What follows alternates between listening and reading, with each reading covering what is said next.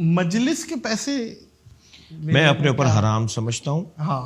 اور نذرانہ ہدیہ تو انبیاء کرام کو دیا گیا, ٹھیک ہے, ائمہ اہل بیت کو دیا گیا, اور آج علماء کو فقہا کو ہدیے دیے جاتے ہیں. لیکن آپ کہہ رہے ہیں میں اپنے اوپر حرام سمجھتا ہوں. لیکن فکس کرنا, طے کرنا کہ یہ لوں گا اور یہ نہیں لوں گا اور یہ فرمائش اور یہ ڈیمانڈ ہو گئی, یہ غلط بات ہے. میں آپ کے توسط سے ہاتھ جوڑ کے تمام واعظین, ناصحین, خطباء, ذاکرین سے گزارش کروں گا کہ اپنی روحانیت میں, اپنی معنویت میں, اپنے تقویٰ میں, اپنے اللہ پہ توکل میں, آخرت اور قبر میں اجر و ثواب میں کمی نہ لے کر آئیں یہیں پر معاملات کو طے کر کے. کچھ چھوڑ دیجئے قبر کے لیے بھی, آخرت کے لیے بھی.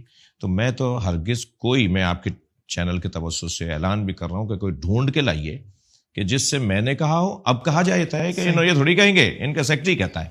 تو میں ہاں یہ تو بھائی وہ سیکٹری کون ہے جس نے آج تک آپ سے بات کی ہے؟ میں شدید ناراض ہوتا ہوں اگر کوئی یہ بھی بتا دیتا ہے کہ مولانا یہ پسند کرتے ہیں, یہ کھائیں گے, ان کے کمرے میں 2 دن آپ کے یہاں رکیں گے, ان کے روم میں یہ چیزیں ہونی چاہیے. میں کہتا ہوں کیوں بتا رہے ہو ایسا؟ میں جاؤں گا وہاں دیکھوں گا, اگر نہیں ہوئی تو میں خود ہی کہہ دوں گا کہ یہ چیز بڑھا دیجیے, اور وہ دیکھوں گا یہ کر بھی سکتا ہے. بیچارہ غریب آدمی. حدیث مبارکہ میں اور سنت رسالت مآب صلی اللہ علیہ وآلہ وسلم میں تو یہ ہے کہ اگر دسترخوان پہ کوئی نمک نہیں لے کر آیا ہو تو اس سے نمک نہیں مانگو, کیونکہ کیا معلوم وہ نمک لائے اور اسے کسی مشکل کا سامنا کرنا پڑ جائے کہ گھر میں نمک نہیں تھا, وہ جا رہا ہے نمک لینے کے لیے, واہ, اور شاید پڑوسی اسے ادھار لینا پڑ رہا اسے نمک لانے کے لیے. مطلب جو دسترخوان میں چیز نہ ہو اس کا مطالبہ نہیں کرو, اس کا مطالبہ نہ دیا ہے وہی کھا لو. اچھا, جب یہاں تک ہمیں اسلام کہہ رہا ہے تو ہم یہ خواہشیں کریں کہ یہ دے دو اور وہ دے دو, یہ ہونا چاہیے, میں رات کو یہ کھاتا ہوں, میں دن میں یہ کرتا ہوں, اور میرا لائٹ کمرے میں اسی ایسا ہونا, یہ کیا باتیں ہیں؟ تو میں سمجھتا ہوں کہ یہ بہت واضح ہے. اور میں آپ سے عرض کروں کہ ہم اس سوچ کے ساتھ آگے بڑھ رہے ہیں. ویسے ہی لوگ ہم سے بہت محبت کرتے ہیں, ہم پہ قربان ہوئے جا رہے ہیں, ہمیں تول رہے ہوتے ہیں اپنی دنیاوی نعمتوں میں. تو پھر خسرت دنیا والآخرہ نہیں ہے کہ آپ کو بغیر کچھ سوچے ہوئے, آپ کے تصور سے زیادہ اللہ آپ کو کسی کے ذریعے دے رہا ہو جی, اور آپ پھر مطالبہ کر لیں. اچھا علامہ صاحب, یہ آج کل ہماری عوام بڑی تپی ہوئی ہے بلا وجہ. کسی کو گاڑی میں بھی یوں دیکھو تو وہ یوں آگے سے دیکھنے لگ جاتا ہے, اور ہارن بجانا, صبر ختم ہو گیا ہے, ٹریفک کی پاسداری نہیں کر رہی, یہ میجورٹی جو دکھتا ہے روڈوں پہ. یہ کیا آپ اس پہ کیا سوشل کوئی میسج دیں گے, کیا کیا جائے؟ ہم دیکھیں میسج تو میں کیا دوں گا, ہماری عجیب عوام کیا ہجوم ہے, کیا ہے, قوم ہے یا بہت عظیم قوم ہے, ہم کیا ہیں؟ نہیں, اگر ہم میسج بھی دے دیں گے نا اثر نہیں ہوگا. اس کی وجہ یہ ہے کہ یہ کام ہے ریاست کا, حکومت کا, صحیح, یہ کام ہے اداروں کا. جب ادارے ہی یہ کام نہ کر رہے ہوں تو عوام کیوں کرے گی؟ جن ممالک میں ان پر عمل ہوتا ہے وہاں ادارے عمل کروا رہے ہوتے ہیں. بے شک, تو اداروں کو عمل کروانا ہوگا, معاملات خود ٹھیک ہو جائیں گے. ٹریفک کے مسائل ہیں, روڈ سینس کے مسائل ہیں, سوشل مسائل ہیں, سماجی مسائل ہیں. یہ حکومتیں, ادارے, ہر کام کا ادارہ بنا ہوا ہے, ان ساری چیزوں کے ادارے بنے ہوئے ہیں. تو وہ بس گھر بیٹھ جائیں, عوام کرے خود یہ کام. ان کو کروانا ہے نا, قانون نافذ کرنے والے اداروں کو کیوں بنایا گیا ہے؟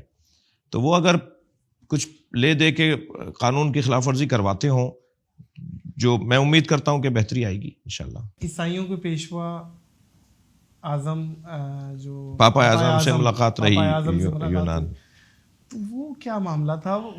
آپ وہاں کہاں چلے گئے؟ میں وہاں کہاں چلا گیا؟ یہ کیا معاملہ؟ وہ اصل میں یہ تھا کہ ہم گئے ہوئے تھے, یورپ گئے ہوئے تھے, تو گفتگو رہی. اچھا, آپ کو یہ بات تو واضح ہے کہ برابر کی تعداد اہل سنت کی ہمیں سننے آ رہی تھی مجالس میں. اچھا جی ہاں. تو وہاں کے جو وہاں کے مسائل کو دیکھنے والے لوگ ہیں, انہوں نے ایک ذکر کیا کہ یہاں مسلمانوں کے قبرستان کی زمین کا بڑا ایشو ہے. یعنی مسلمان کہاں دفنائیں اپنے ملک؟ کہاں پہ؟ یورپ میں, یونان میں, اٹلی میں, فرانس میں, صحیح, یورپ کے اکثر علاقوں میں. یہ بڑا اہم جی پرابلم ہے. جی وہاں بالکل ایسا ہی ہے. وہ کہاں دفنائے؟ صحیح. تو اچھا, میت اتنی مہنگی اپنے وطن لانے میں ایک قیامت ہے کہ معلوم ہے 1 مہینہ لگ گیا میت پہنچانے میں. جی, اور اذیت علیحدہ, میت کی بے حرمتی علیحدہ, پھر خرچہ علیحدہ.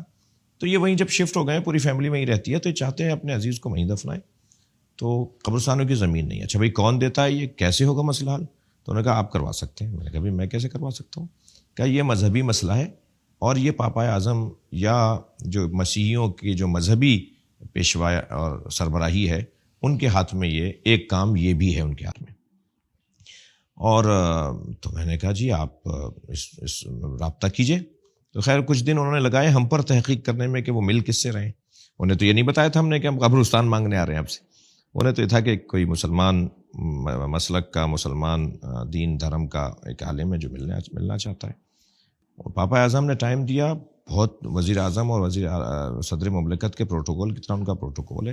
اچھا جی ہاں بہت. جی آرتھوڈاکس کے آپ کو پتہ ہے کہ کیتھولک، آرتھوڈاکس، اسی طرح ایک اور کوئی فرقہ ہے. یہ 3 فرقے ہیں مسیحیوں میں اور ان تینوں کے سربراہ علیحدہ ہیں. جیسے ہمارے ہاں بریلویوں کا مفتی اعظم علیحدہ اور شیعوں کا مرجع تقلید علیحدہ اور دیوبندیوں کا مفتی اعظم علیحدہ، اسی طرح ان کے ہاں بھی مفتیان اعظم علیحدہ ہیں. تو یہ پاپا اعظم آرتھوڈاکس کے مفتی اعظم ہیں. تو ان سے ہم ملے الحمدللہ بہت اچھی.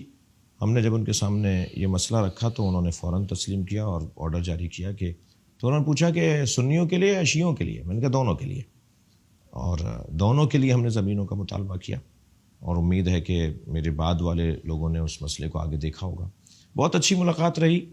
انہوں نے کچھ ایسی باتیں ہمیں بتائیں جو ہمارے لیے، انہوں نے کہا افغانستان اور شام سے ہم نے مسلمان یتیم بچوں کو اپنے یہاں کے یتیم خانوں میں رکھا ہوا ہے. ہم انہیں پال رہے ہیں، ہم انہیں کھلا رہے ہیں، ان کو ہم پڑھا رہے ہیں اور ان کے ہی دین پر ان کو عمل کی اجازت ہوتی ہے. وہ جیسے چاہتے ہیں ایسے اپنے دین پہ عمل کرتے ہیں. صحیح. اور پھر انہوں نے مجھ سے پوچھا کہ آپ مسلمانوں کا عبادت کا طریقہ کیا ہے، پھر مسلمانوں میں کتنے فرقے ہیں، آپ فرقوں کے درمیان کیسے ہم آہنگی کو ایجاد کرتے ہیں، کیونکہ سب مسلمان ہیں مگر فیکلٹیاں ہیں، شعبے ہیں، سوچیں ہیں. تو وہ ہم نے ان کو الحمدللہ بتایا، سمجھایا. اور میں نے ان سے کہا جو اس وقت کے وہاں کے اخباروں نے بہت لکھا اس کو، 18-20 وہاں کے اخباروں نے اس ملاقات کو اٹھایا، اہمیت دی. بالکل. اور اس میں یہی بات کی کہ انہوں نے بات کی ہے، کہا کہ ہمارا علمی اختلاف ضرور ہے فرقوں کے درمیان مگر ہم سب ایک ہیں. ہمارے مشترکات غالب اور زیادہ ہیں اور ہم آپس میں جن مسائل میں اختلاف کا شکار ہیں وہ بھی گفتگو سے حل کرنے کے قائل ہیں. ہم اختلاف تناؤ تک لے جائیں اس کے ہم قائل نہیں ہیں. بہت مناسب گفتگو رہی. مگر میں آپ کو بتا کر یہ کچھ عرصے پہلے بہت، جیسے آپ کو بھی پتہ ہے، وہاں کے مسلمانوں پر اس کا بہت اچھا اثر پڑا اور پاکستان کے مسیحیوں کے لیے ایک اچھا پیغام گیا. تو میں تو اس کی لذت اب تک لے رہا ہوں. کیا بات ہے علامہ صاحب. اللہ آپ کو خوش و خرم رکھے، اللہ آپ کو زوال نعمت سے بچائے. آپ کے ساتھ بیٹھ کے بہت کچھ سیکھنے کا موقع ملا اور آپ بڑے مزے کے آدمی ہیں. بہت شکریہ.